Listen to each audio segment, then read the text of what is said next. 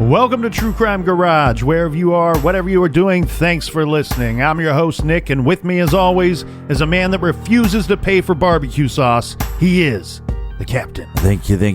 It's good to be seen, and it's good to see you. Thanks for listening. Thanks for telling a friend.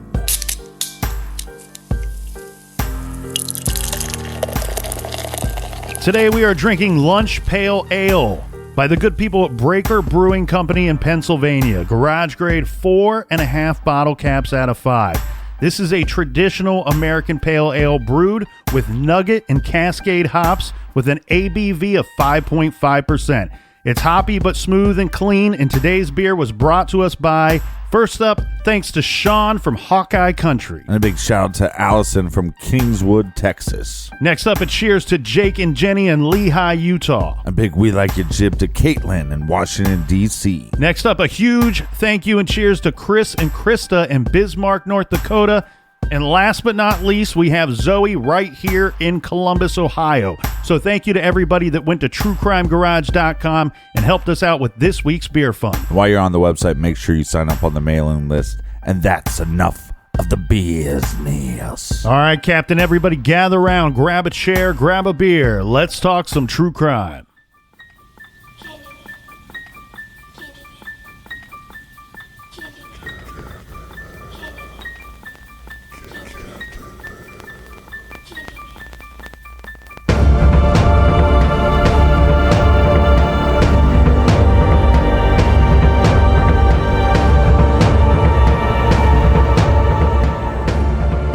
Well, obviously, Captain, we cannot tell the story of each and every individual victim in this case because, as we will learn, there will just be too many of them. Now, a list of all of the names of the known victims of Dean Corll is available on his Wikipedia page. But here are some of the stories of known victims. The first victim may have been Jeffrey Allen Conan, age 18, a student from Houston. Jeffrey hitchhiked from Austin to Houston with a friend who last saw him getting out of a car at Voss Road around 6 p.m. This is on September 1st, 1970. His body was later found at High Island. According to record, neither Brooks nor Henley participated in this murder. And then there's this report from Wayne Henley that states one day he and Corll were out in the van parked in front of a grocery store when a boy came along on his bike. And Corll called the kid over and told him he found some empty Coke bottles while cleaning out his van. He would give them to the kid just to get rid of them, and the boy could take them into the grocery store and get the deposit and keep it. Do you want to explain to the listeners what this means? Because there's some listeners that are out there scratching their heads right now going, why would this boy want empty soda bottles from this strange man? Well, because when you turn them back in, there's a deposit amount. So you get, I think, a nickel for each bottle that you'd return. Yeah, and it might have been more back then, or at least the nickel was at least worth more back then. And the idea being that the soda companies had to reuse these bottles.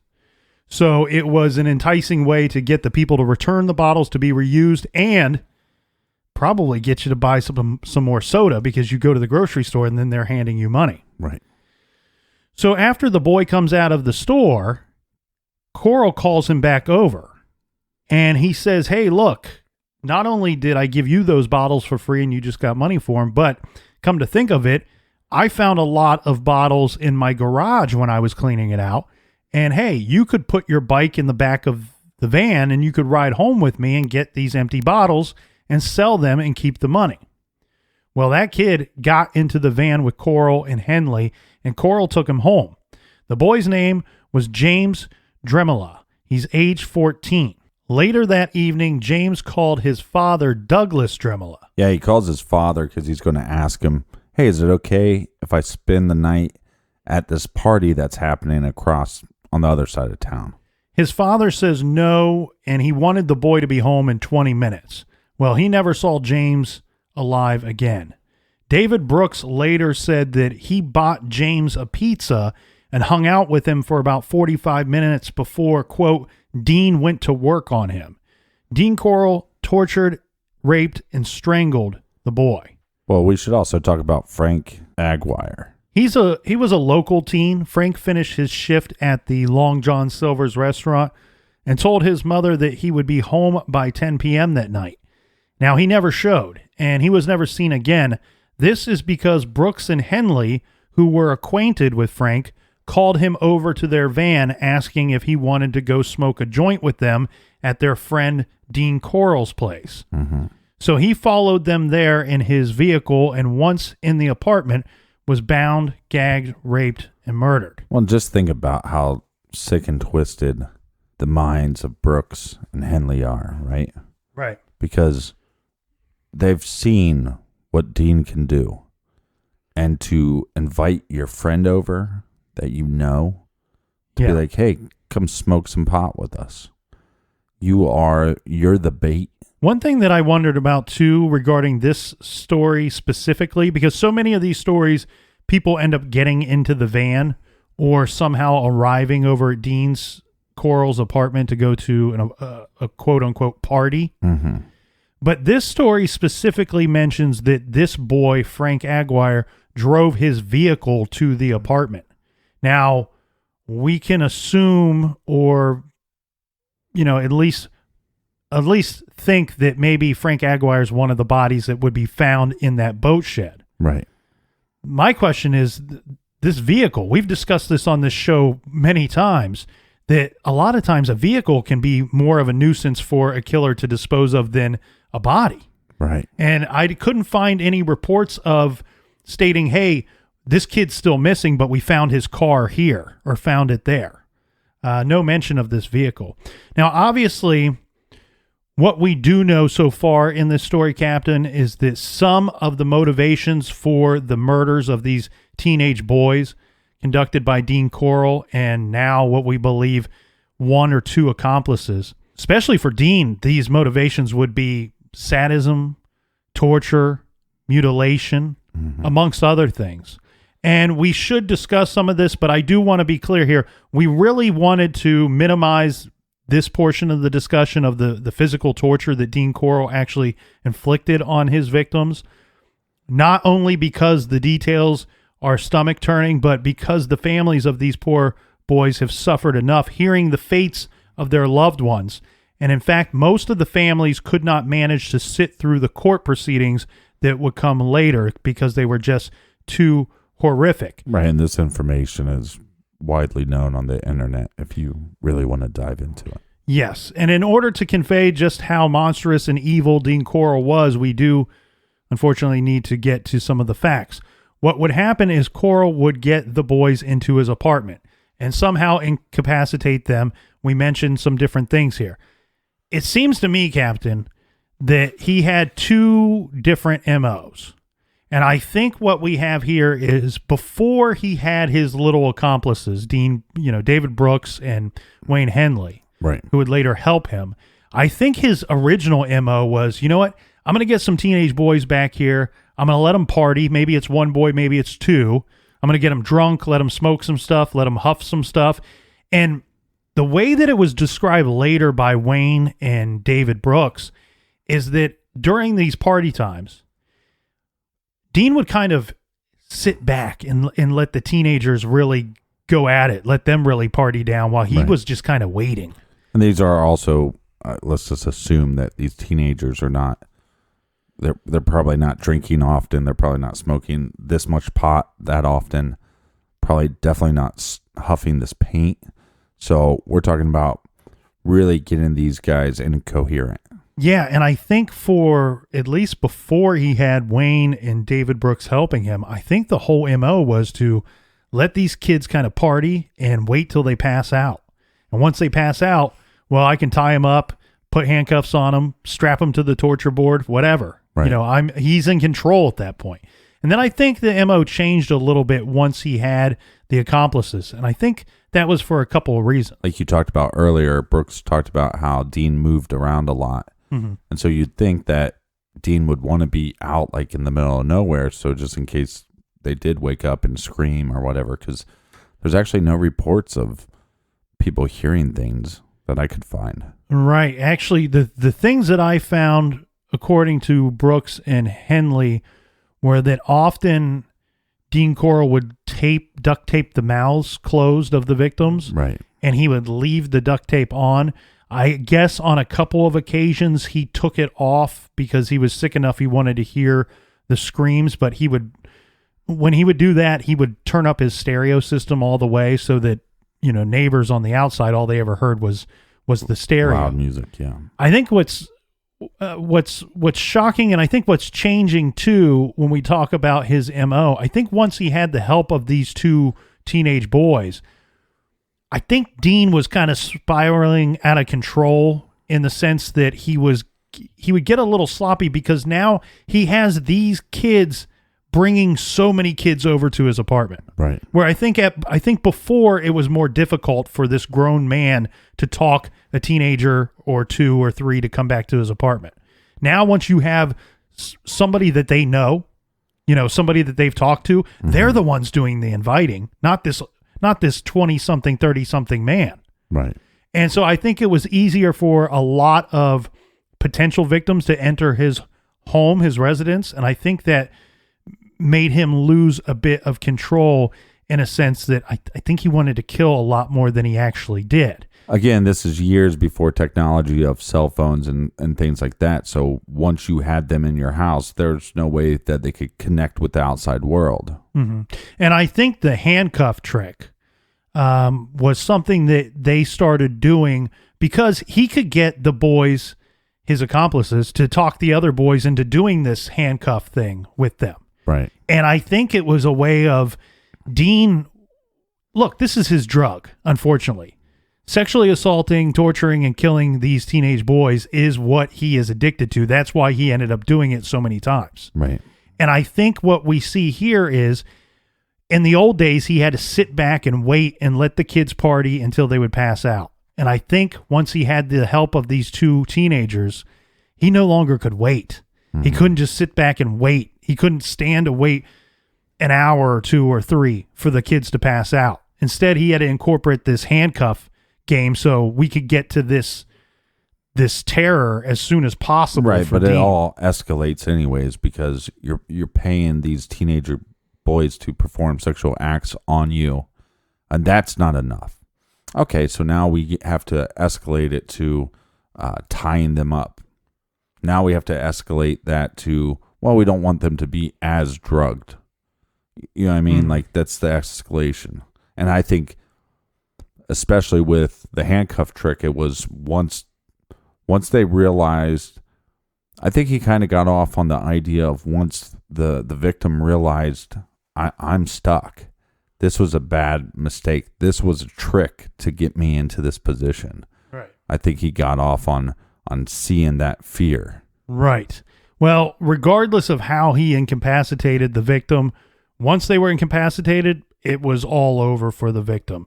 Corll would then strip and strap them to that torture board, where he would then rape and torture the victim.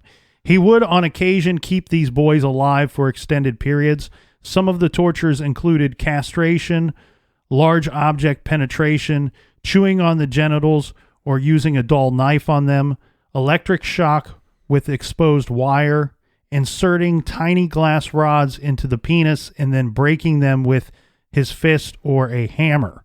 The boys died from either gunshot or strangulation. Another torture device that was used were the wooden boxes that were found. Remember, they had air holes in them. Mm-hmm. It was reported that these boxes were used to imprison the kids and torture them. When asked why Corll killed the boys, Henley told police it was because Corll wanted to have sex with them, but then they resisted. Of course, you and I know that there's probably much, much more to that story. Right. And of course, the boys were often forced to write letters or to call home telling their parents that they had left or that they were in another city. Now, I said that we were going to not go through all this stuff in detail and minimize the torture in the discussion of it. I want to be clear. As gruesome as all that stuff sounded, we did minimize what is actually reported in this. Right. Now, we should talk about the bodies because there were more bodies. And Henley and Brooks were asked to make lists when they were being questioned by police of every boy that they could recall that ended up being a victim. Mm-hmm. Henley, at this point, volunteered some more crucial information, and he stated that more than just the boat shed, there were other burial sites. Apparently, Dean Corll's father owned or rented a cabin up at Lake Sam Rayburn, and some of the bodies were buried nearby. Mm-hmm. Henley accompanied investigators to the Lake Sam Rayburn area. After getting his bearings, he showed them a spot in a heavily wooded area near a dirt road, and to another area about half a mile away down the dirt road. Each of these sites contained bodies, one of which he recalled was Billy Lawrence. The next day, Henley led them to the same wooded area and showed them another gravesite, which he said contained 2 bodies. All 4 of these bodies showed signs of extreme violence. Investigators searched the cabin that Henley and Brooks said Corll used on occasion. There they found several items of interest, including another torture board, shovels, a sheath of plastic wrap, rubber gloves, and a sack of lime. More intriguingly was a hand-drawn map, which, according to the local sheriff, appeared to be of, quote, possible new grave sites, end quote, pinpointing several areas in the San Juan Quinto National Forest in southwest Texas. What's interesting here, though, Captain, is there is no indication in the sources available that any kind of investigation was done pursuant to the map that was found. Meaning they didn't do like digs. They didn't go look for anything that was on that map, even though we have the local sheriff publicly stating that they are, quote, possible new grave sites, end quote. Then there was finally one last burial area. Henley directed investigators to an area on High Island near Galveston and told them that 6 bodies that he knew of were scattered up and down the beach. Now, this took a massive effort, but eventually a total of 6 bodies were in fact found. Curiously, accompanying the 2 bodies were an extra arm bone and an extra pelvis bone, indicating the likelihood of at least one other unknown victim. Right. All in all, police recovered 27 bodies of young males from 3 burial sites. The top forensic pathologists in Harris County emphasized that identifying all of the victims would be very difficult. They had no definitive list of names to work with here, Captain. So, the big question here, with 27 bodies of young males buried in 3 different sites, is how did he get away with it? How did Dean Corll operate right underneath authorities' noses, plucking boys right out from their own neighborhoods, often in broad daylight? How did this go unnoticed for years? Well, on top of that, it's like there are missing kids. Right. That it seems like they're not following any of those leads. But then you also have this individual that nobody even suspected, really. No, and they thought he was a nice guy. They thought he was an upstanding citizen. He was a guy that was always employed, always seemed to have money. The only thing that would seem weird on the outside is that, you know, a lot of neighbors that he had over the years said the man did hang out with a lot of young, quote, hippie types, referring to the teenage boys that he was hanging out with. One thing that I found very strange amongst all the other strange things is, all in all, 20 of the victims were associated with the Heights, with that neighborhood, being either from there or from an adjacent neighborhood. Now, the Heights itself is only about 2 miles by 3 miles, so a tiny area, right? And get this, 8 boys were killed between June 1st and August 4th of 1973 alone, and 5 of them were from the Heights. What I'm getting at is that nobody seemed to observe a pattern of teenage boys disappearing from this very specific area at an alarming rate. Right. You would think at some point there would be curfews and don't go anywhere without your buddies. And the fact that Brooks is involved and Henley is involved, these are high school aged kids. Yeah. So again, that's now June, so we could assume they're out of school at that point, but Well, they were both dropouts, so they didn't really care about school too much. Well, but what I mean by that is they're still at the age where you think there would be rumors started. Oh yeah, about one of the two guys. I think ultimately he was able to get away with so much because not only was Coral outgoing, friendly, funny, considered neat, and even witty. Right. It really helped that Coral was in the company of Henley and Brooks. I think that the kids, the boys in the Heights area, they knew both Henley and Brooks, and they felt comfortable hanging out with this man that was a longtime friend of these two teenage boys. Mm-hmm. Now, the other thing, though, too, is, and this is reflective of the time, okay? And I don't want to get into this long argument or debate about homosexuality versus pedophilia. They're two, Nic understands they're two completely different, separate things. Mm-hmm. Okay? Homosexuals, good. Pedophiles, bad. Mm-hmm. Nic gets that. So when I state these things, Nic also talks in third person. Well, I don't want anybody to think that I'm down, that I'm being rude to any community other than the pedophiles. Right. Because at no time in my life did I ever believe that the two were connected. Right. There are heterosexual pedophiles and homosexual pedophiles. And by most accounts, Dean Coral was both homosexual and a pedophile. Okay. Mm-hmm. So what I'm getting at here, though, is in the early 70s and in Texas, that would have raised red flags on its own, just him being homosexual. Right. Another thing that I think helped him get away with so much stuff was it wasn't known that he was homosexual. Right. Not to the adults. Betty Watkins was his girlfriend from what most people thought. Right. That helped him as well. And you made that noise earlier when I described her two sons. Who knows what evil plans he actually had in mind for her sons? Who knows? Maybe he sought her out or sought somebody out that had boys that would eventually mature into an age that he was attracted to, which happens often. Yeah, but also it, in a way, since she's just a cover up. Mm-hmm. They're not intimate, so one could argue that's not even a real relationship. So she's a cover up, but the fact that she has boys of a little bit older of age, that's a cover up too. Mm-hmm. It's like, oh well, yeah, he hasn't done anything to them, right? So therefore, he doesn't do anything bad to anybody. And the thing here, though, is while the adults in the neighborhood and the parents of a lot of the teenagers that Dean Coral hung out with didn't know that Dean was homosexual, mm-hmm. the kids did. The teenagers that hung out with him, it was later reported that it was, quote, an open secret amongst the area youths, that Coral would pay for oral sex. And in fact, many of the kids engaged in what they called gay for pay with Dean Coral. Mm-hmm. And what I'm getting at is when we're talking about how did some man so evil get away with such horrible stuff for so long, that's when you sit there and you read these stories and you piece them together and you're going, man, if somebody somewhere, there was people that had thousands of red flags. Right. There were so many red flags. If somebody just would have said something to the right person at the right time, maybe some of this could have been avoided.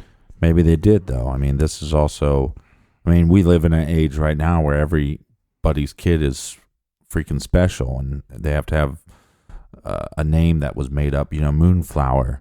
Nobody has common names. This is back in the 70s where there was a million Steves and a million, Nicks and parents just didn't listen to their kids as much. So there could have been these rumors happening. There could have been conversations that they had with their parents that they just brushed aside. And any one of these rumors or allegations could have stopped a lot of this. Well, and one thing that I would point to that was so disturbing and so just mind-boggling is that we had Dorothy Hillegeist, the mother. She tells police that, hey, I heard a rumor that my son may have got into a GTX vehicle. Mm-hmm. And there's a GTX vehicle driving around my neighborhood, and here's the license plate. And that was never looked up. Nobody bothered to look that up to see that it was, or they did look it or up. they did and saw they the said, name and didn't care. right, and they go, oh, he's upstanding citizen, and his family owns a candy factory. Well, obviously, Captain, the public outcry about the Houston mass murders brought to light many of the missing boys' parents' frustrations with the fact that police mostly ignored their pleas for help. Now, granted, in that time period, there were no computers at the police department that would have alerted officers to the number of missing boys. There were no Amber Alerts being broadcast that would have set off alarms with the public. No internet connecting missing kids' parents with other parents in the same boat. Well, and also, when you have a missing 15-year-old or 16-year-old or 17-year-old, this is a different time. This is a time that people got done with high school, and they either went to college or they started a life. They got a career. They were married by 18, 19. So you're talking about not that far away from being adults. So there was probably a lot of runaway situations as well. There was, though, a complete lack of recognition that there was a problem here. I mean, this simply indicates an extreme police incompetence, or at the very least, disinterest in these missing reports. Yeah, I agree, but I also kind of disagree because like you said, with the technology, they don't know. They don't know that there's mass kids missing. Yeah, that's all I'm saying. I don't want to throw them under the bus and say they just didn't do shit. Well, parent after parent came forward and blasted the Houston police for their tunnel vision that the boys were simply runaways. And the rebuttal, Police Chief Herman Short met with the press after the bodies were found. He said his department was underfunded and could not possibly look into the over 5,000 annual cases of missing kids that were reported in Houston, and stated uncategorically that any claims that Houston PD had dropped the ball on looking for missing kids was untrue. Now, of course, in some of the cases, a portion of the blame does lie with the parents, and according to Chief Short, some of the boys who would end up being Coral's victims, they were never even reported missing at all. Right. In some other cases, one could probably make an argument that the parents were not paying much attention to what their sons were doing, and they should probably know the whereabouts of their children and the company that they kept. Or maybe just report them missing. Well, and the sheriff concluded by saying that he planned a department crackdown on hitchhiking. This likely because Wayne Henley, in an interview right after the discovery of the bodies, told the media, "You've got to warn these kids against hitchhiking. That's how we picked up most of them."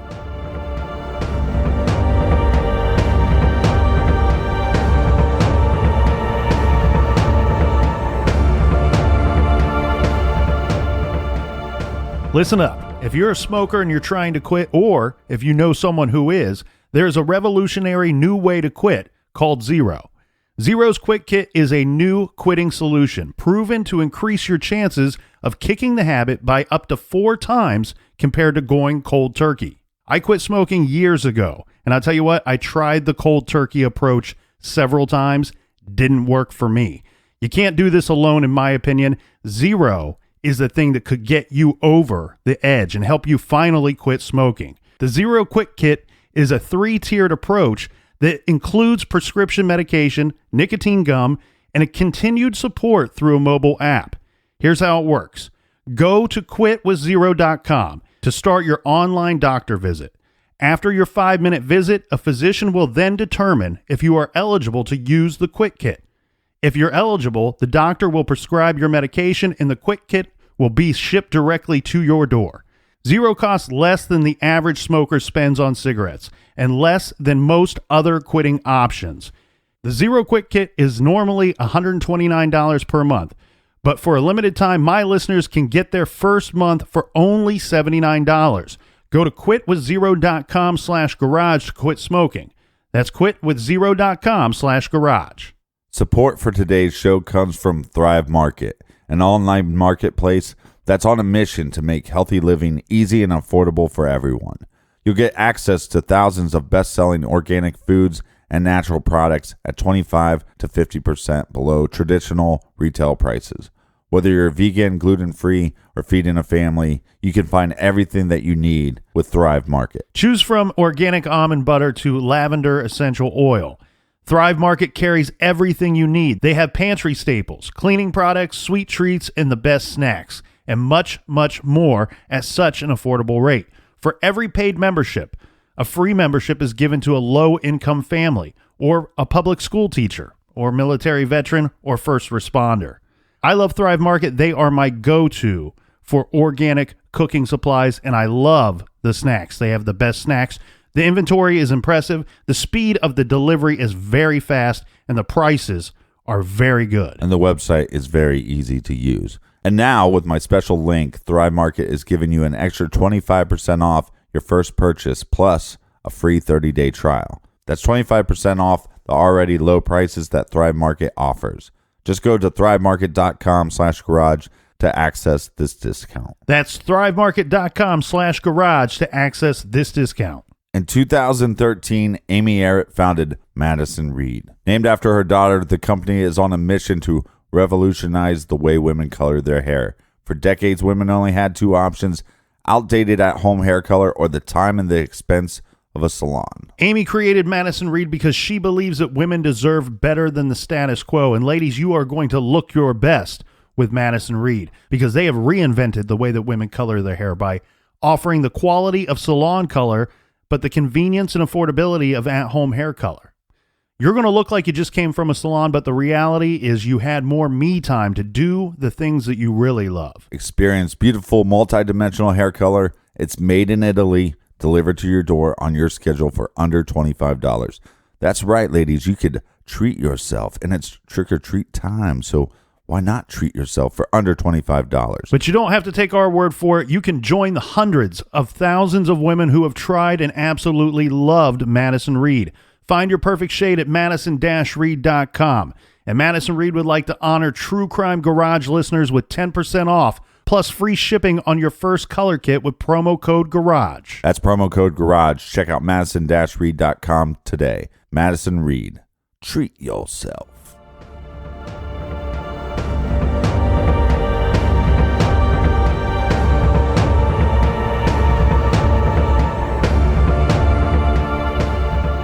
Cheers, mates. Cheers. One of my favorite movies, and I think, well, I don't know if it's one of your favorite movies, Teen Wolf. Oh, yeah. Yeah. Yeah, I love calling people dick noses. It's my favorite movie. No. The favorite movie of all time. No. I was actually thinking for like non-scary Halloween movies, I was thinking about that the other day. Mm-hmm. And Teen Wolf would fall into that category for me of like top 10 movies that just aren't scary. They're not meant to be scary, but right. would be good Halloween themed movies. It's definitely a Halloween movie. I feel you on that one. Yeah. But one of the scenes is Styles and Michael J. Fox, and Styles is looking for his weed, and he has a shirt that says, "What are you looking at, Dick Nose?" And I just think that's hilarious. So I made them, and they're going to be available for pre-order in the store for the next week and a half or so. Now, nobody ever do this. They say don't try this at home. I say don't try this anywhere. Okay. But my favorite scene when I was a kid that I thought was the coolest thing I had ever seen, when I first watched Teen Wolf for the first time, there's a scene where they're car surfing. And is it Styles? Is he standing on top of the car and they're driving and he's pretending to be surfing on the car as it drives? Don't try that anywhere. Wait. My favorite scene is at the end of the movie when they win the game or whatever. Spoiler alert. Oh, wow. Is in the background, a gentleman stands up from the bleachers, and it's in the background, and you can see him zip up his pants. I don't know why. That cracks me up every time. The center on the basketball team is my favorite guy on the team. All right. A Harris County grand jury was convened regarding these cases. Principal witnesses included Tim Curley and Rhonda Williams, who presumably testified to the events of the night of Dean Corll's death in August. Mm-hmm. Another witness came in with a grocery bag over his head to hide his identity. Squares cut out so he could see. This was Billy Rittinger, whose life Brooks claimed to have saved. Now, we don't know what Rittinger testified about. We can only imagine that he suffered terrible and traumatic sexual abuse at the hands of Dean Corll before being released. But if Rittinger would have gone to the authorities at that time, again, another situation of who knows how many boys could have been saved, but he didn't. And perhaps Dean Corll had some kind of hold over him, or perhaps he was so deeply ashamed that he couldn't bring himself to tell anyone. Right. Now, the grand jury wasted little time indicting Henley and Brooks. After 6 hours of deliberation, it returned true bills against both boys. All in all, they both received multiple indictments. Efforts by defense attorneys to get the young men freed on bail failed, thank God, and a psychiatric evaluations were ordered. Henley was not charged in the murder of Dean Corll, but he was charged in the murder of others. Right. Then 12 grand jurors who indicted Henley and Brooks for murder went off the grid and issued an explosive report that criticized the police and the district attorney, saying their investigation left unexplored the possible involvement of others and related criminal activities. In the course of pre-trial hearings, some very interesting new information emerged. Dean Corll kept keys he collected from boys whom he entertained at his home. Mm-hmm. Police found 75 to 100 keys. I couldn't get an exact number because it varied. Lowest number I found, 75. Highest number, 100. But they found somewhere between 75 and 100 keys in a box at the Lamar Street home where he last lived before being shot. Henley stated to investigators that one of Dean Corll's motivations for retaining the keys of his victims had been that he would subsequently burglarize their homes. Mm-hmm. So this is where my mind jumps to. Did Dean label each key so he would know which key would match up to which house? Right. Yeah, because you can't just go up to a door and then fumble through 75 keys looking for the right one. Mm-hmm. Well, Henley and Brooks, they were tried separately. At the trial, Tim Curley testified to what happened on the night Henley shot Dean Corll. He said his life was saved when Henley killed Corll. Of course, his life would have never been in danger in the first place if Henley hadn't delivered him right to that apartment. Now, Rhonda testified as well, but she did so behind closed doors because, keep in mind, she was still a juvenile at this time. Mm-hmm. Billy Rittinger testified as to what was done to him after being lured by Henley and Brooks. The prosecution called dozens of witnesses and introduced 82 pieces of evidence, including Corll's torture board and one of the boxes used to transport the victims. A Houston police chemist testified that Henley's hair was found on a discarded clothing of one of the victims and in one of the plywood boxes used by the trio to transport bodies. His hair was also found on a device used to torture the victims before they were killed. Mm-hmm. Henley's attorneys did not put up much of a defense, and Henley did not testify. His confession was accepted as solid evidence against him. It was read in full to the jury. The jury found Henley guilty on 6 counts. He received 6 consecutive 99-year sentences. His accomplice, David Brooks, received 1 99-year sentence. Did he say, so you're saying there's a chance? There's a chance if he can live 100 additional years.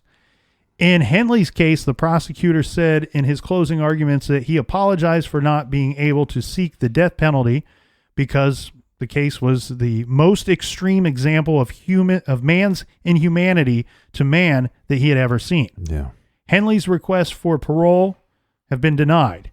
There is no question that Wayne Henley and David Brooks deserve to be punished severely for their roles in the abduction, torture, and deaths of 28 boys, but one has to question whether the two would have received the same sentences if Dean Corll was still alive.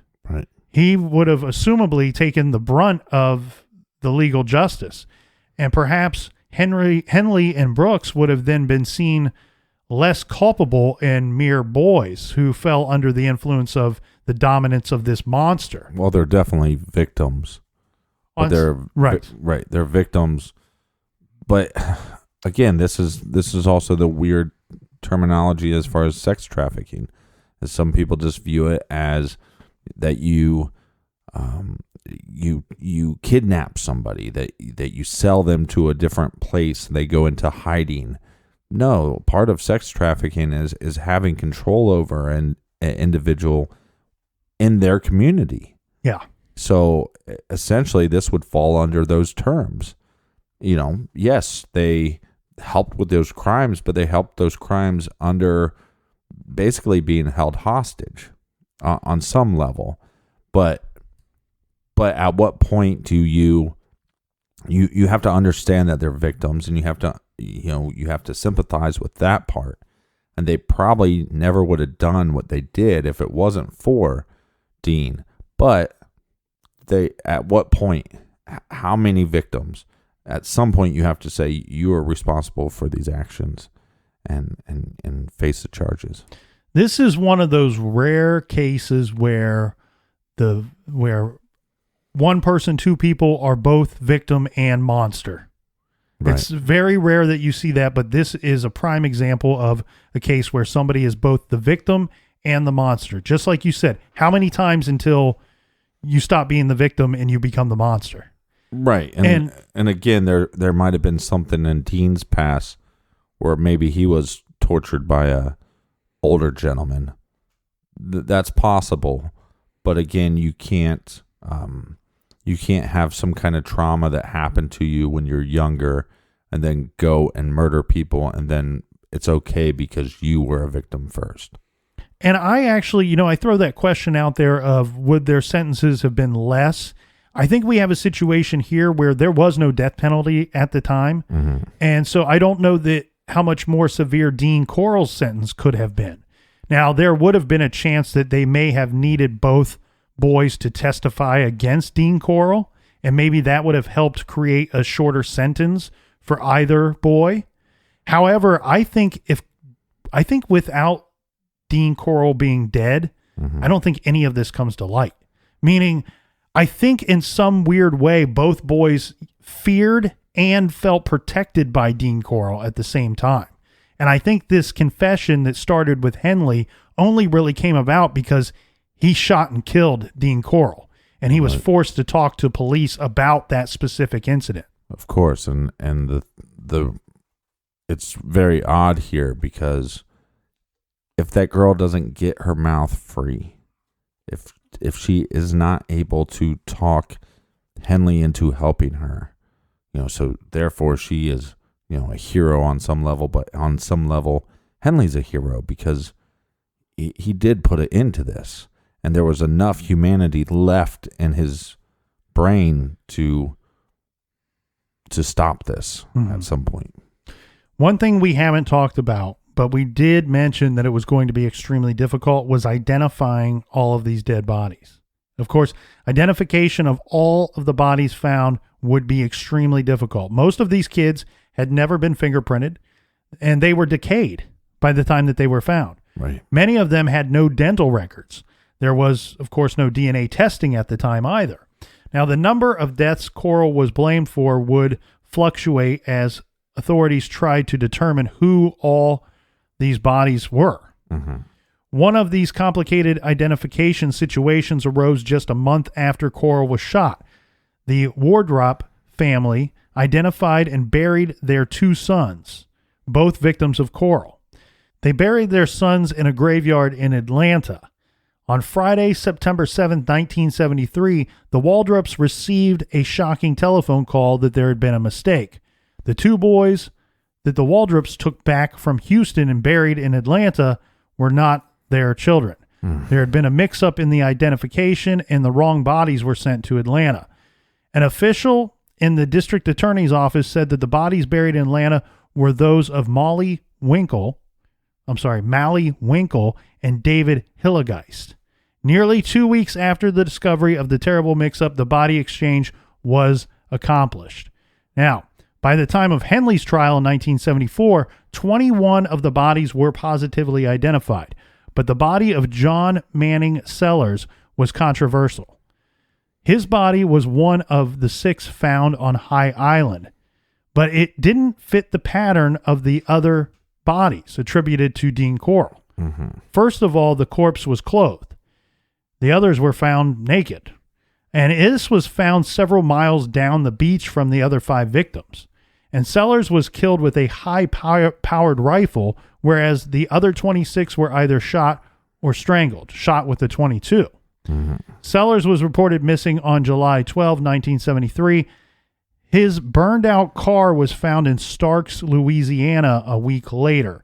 The medical examiner testified that he did not believe that Sellers was one of Dean Corll's victims. So this could possibly take the number of people killed by Corll to 26 and not 27. But Sellers is listed as one of Corll's victims on most lists. On Wikipedia, they have Dean Corll's list at 28 plus.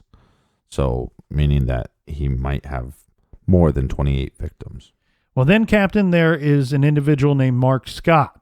In 1994, more than 2 decades after the murders, the medical examiner's office presented the Scotts with remains that they said they believed were Mark's based on early versions of DNA identification. The family had the remains cremated and placed in a family crypt at Brookside Memorial, but were not still convinced that they were given the right boy. The medical examiner's office kept a single bone from the remains. Sharon Derrick visited the Scotts and took a DNA sample from Mark's brother Jeff.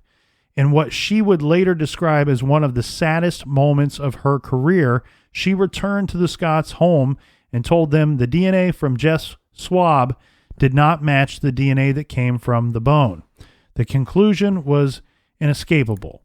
Mark was somewhere else and was not the body lying in the family crypt. Do we know where Fahmy Malak was at around 74? During 74. I mean, was he in Texas? Because that's a good question. This has Fahmy written all over it. Yeah, because Boys on the Tracks was what, 80, 86, 87? Yeah. Well, it's thought that Mark's remains are probably still at High Island on the beach. Remember, we talked about how difficult the search was for the bodies there. And we also need to point out, too, that eventually later, this whole area was submerged partially underwater during Hurricane Ike. So because of that, and because of the original difficulty factor, I've got to believe that, unfortunately, I don't think Mark will ever be found. Right. The boy whose remains were buried in the Scott family crypt turned out to be Stephen Sickman, a 17-year-old last seen walking down West 34th Street shortly before midnight on July 19th, 1972. Sickman's mother reported her son missing shortly after his disappearance, but police were unwilling to conduct a search for him, telling the mother that the youth was 17 years old and that unless they found a body, there was nothing they could do to assist her. Sickman, of course, was murdered by Corll and his henchmen. Right. By the late 2000s, amazingly, 3 sets of remains still remained unidentified. Sharon Derrick, a forensic anthropologist, has made it her mission to identify the last of Corll's victims. Good for her. Well, go ahead. Last of what was dug up, because we do have this map where they didn't do digging. Yeah. And look, if we have this guy that carries out the MO constantly, pretty much the same. You know, maybe he'll teeter-totter on, well, I'll shoot him this time and not strangle him this time. But the MO is most often the same. So then we have evidence that this guy has 75 to 100 keys of possible victims. So on Wikipedia, you put 28 plus. Well, there's a lot more than that. And I'd say the number's probably between 75 and 100. I bet you, regarding that map that they found at the cabin, you're probably talking anywhere from 3 to half a dozen more victims just on that map alone. Right, that are never going to get any justice. And there could be as simple as, was there a missing person, reported in this family, and was their house at some point, was something stolen from their house? There wouldn't be any break-in. But just right there would be enough evidence for your family to go, this missing person that we never saw again possibly was a victim of Dean. Well, more regarding Sharon Derrick, who I think is one of the few heroes in this sad story. Eventually, she was and has been in contact with all of the families. And, these are people that believe that their child may have been a victim, but whose body has not been found. So she has pursued all of the missing persons reports filed in the area between 1970 and 1973, one thing not done by the police, as well as others sent to her by parents of missing boys. In 2008, 37 years after the murders, one family finally got closure. Sharon Derrick showed a photo of a facial reconstruction of an anonymous victim to David Brooks, who was sitting in prison. Brooks stared at the photo and said he didn't know who the boy was, but he knew how he had died. He drew a map of an intersection in the Heights, Shepherd and 13th Street, and he pointed to a particular corner where the boy had lived. Sharon Derrick realized that that was the home of a boy who disappeared in 1971 and whose frantic mother filed a missing persons report 2 days later. This was Randall Harvey. He was only 15 when he left to ride his bike to a gas station. His body was found in the boat shed. His mother had died, but his sisters were overcome with the news that they had finally identified his body. In 2010, two writers who were working on a book about the case raised a question about the date of death of the boy who was buried as Michael Balch. They noted from the police and autopsy reports that the boy buried as Michael was found largely skeletonized, suggesting that he had died in early 1972. But Michael didn't go missing until July of 1973. The medical examiner obtained a DNA sample from another Balch sibling and ran it against the DNA profiles belonging to the two unidentified bodies in the unmarked grave. The test revealed that one of them was, in fact, Michael Balch. The problem was, of course, Michael had been buried alongside his brother Billy in Woodlawn Garden of Memories Cemetery years earlier. So who was the body buried in the grave labeled Michael Balch?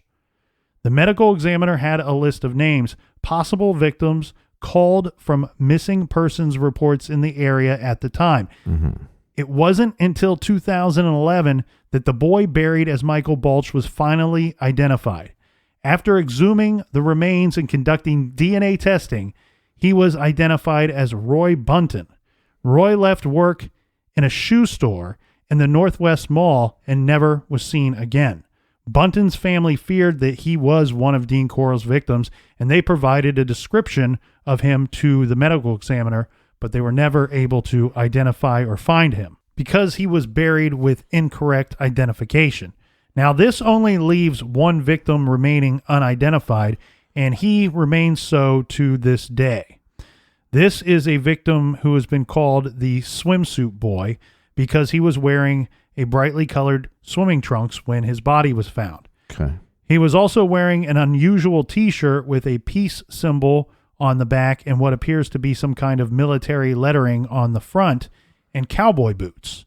He was 5 foot 5 inches or maybe 5 foot 6 inches tall, and he had brown hair.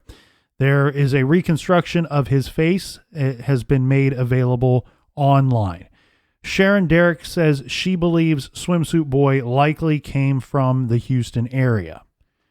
Now, we have our thoughts, Captain. We've been talking off mic about this case a little bit. We'd like to throw some of our thoughts on here because the first thing that I think about when I think of the story of Dean Corll, the Candyman, was, and that's why I included some of those more well-known names in the trailer, Gacy, Dahmer, and so on, is that Dean Corll, he's not as well known as some of these other monsters, but he's simply equal to all of them. He should be feared and hated as much as all of these others. And in fact, one thing you and I kept kind of coming back to is that he and Gacy shared very similar MOs on many different levels. It's almost like the same MO. And really, you just wonder, because this happened early in 70, was Gacy reading about this going, hey, that makes some sense. Let me do that. Yeah. And even just the fact that they would both, let's take the killing out of it completely. Let's take the handcuff trick out of it completely. Just the fact that both of them were attracted to teenage boys and had the idea of, well, how about I just party with them? How about I invite them over to my house and let's feed them some beers and drink and smoke pot and stuff like that. Well, on both of them, there's some evidence that shows that both of them could have been involved in sex trafficking of these young boys. And did Dean get these ideas or Gacy get these ideas because they're from different areas? Now, Dean was actually born in Indiana, which would have been close to Gacy. Yeah. So is there some connection as far as sex trafficking where they got these ideas from people they possibly were selling victims to? Well, and unfortunately, and I've said it here before, and I'll say it again, unfortunately, these serial killers, they learn from one another. They do study one another. Mm-hmm. And specifically, there was a killer that was interviewed by John Douglas, and John Douglas says, hey, I brought up the idea of, did you read about serial killers? And he said the killer looked at him like he was a moron. Right. He said, look, man, you growing up, you read the backs of baseball cards studying stats. Right. He goes, same thing I did, but I didn't care about baseball. I cared about killing, even at a young age. I was reading about these killers and learning what to do and learning what not to do so that I could get away with it for longer. Mm-hmm. Well, let's get to some of the aftermath of this whole thing. So Dean Arnold Corll was laid to rest in August of 1973 in a quiet 15-minute service at Pasadena's Grandview Memorial Park. This is going to sicken all of us. Remember, he did serve in the military for a very brief stint. So the American flag was removed from his casket and given to his father before the casket was lowered into the grave. He did receive a military burial. A Sunset United Methodist Church reverend conducted the services. Among the small group of relatives and friends at the quiet burial were half a dozen members of Corll's immediate family, including his mother and his grandmother. The Corll story isn't talked about much in Houston today. Now, we have Mary West, Dean Corll's mother. She continued to exhibit denial even 20 years after the fact, telling the Houston Chronicle that she believed that Wayne Henley and David Brooks actually did the killings, and she thinks that Henley should have stood trial for murdering her son. Tim Curley, who survived Dean's torture board after being delivered by Wayne Henley as fresh meat, gave his one and only interview to a Houston television station in 2008, saying, quote, "I have two choices, either accept it and move on or kill myself." According to a close relative, Curley spiraled downward after the interview, drinking heavily and suffering from his own form of post-traumatic shock. In March of 2009, Curley died reportedly of a heart attack. He was 55 years old. Now, as we've pointed out, us plus some in law enforcement do think that there are more bodies out there, but law enforcement have resigned themselves to the likelihood that they will never be found. So remember all of those missing persons reports that came into the juvenile division of Houston PD. You have to wonder, did some of these individuals run into Dean Corll? That's when you ask yourself, how many more could possibly be out there? Mm-hmm. Now, whenever Henley and Brooks applied for parole, the parents of all of their victims were forced to relive the horrific murders as they wrote letters to the state parole board objecting to the release of the men who killed their sons. Finally, in 2015, a law was passed allowing the parole board to limit parole requests to every 10 years. Brooks will be up again in 2028, Henley in 2025.